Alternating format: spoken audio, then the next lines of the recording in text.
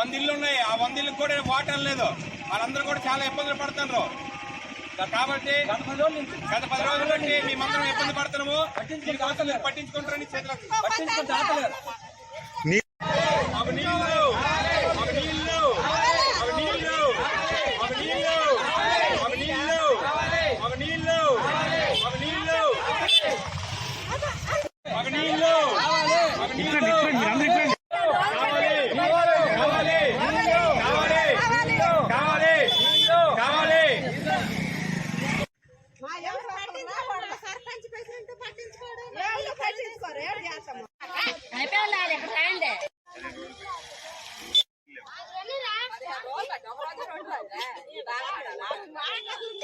కానాలు తవ్వినారు, పైపులు తీసారు. మాకు ఇప్పుడు వాటర్ లేదు. 15 రోజుల కంటే ఇబ్బంది పడిపోతాము. ఎక్కడ నీళ్ళు లేవు. బట్టిలోకి వెళ్ళి స్నానాలు చేస్తాము. ఎవరో ఎక్కడో మోటార్ అయితే అక్కడ కొండ నీళ్ళు తెచ్చుకుంటాను. మాకు నీళ్ళు చాలా ఇబ్బంది. చేస్తారా పేట కూడా ఇబ్బంది.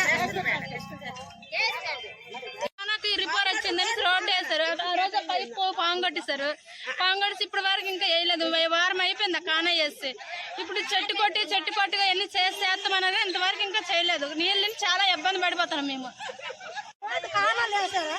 ఈ కానాలు వేసినందువల్ల మాకు పైపులు తీసారు. పైపులు తీసినందువల్ల మాకు ఈ లైన్ గ్యాస్ రావట్లేదు. అంటే కొలాయి పోయిందా? కానాలు వేసారు రోడ్డుకి నీరు వెళ్ళడానికి. ఆ కాలేజీ వాళ్ళు పైపులు తీకారు. అవి లోన్లు అయితే అంతవరకు మాకు ఇబ్బంది కాదండి.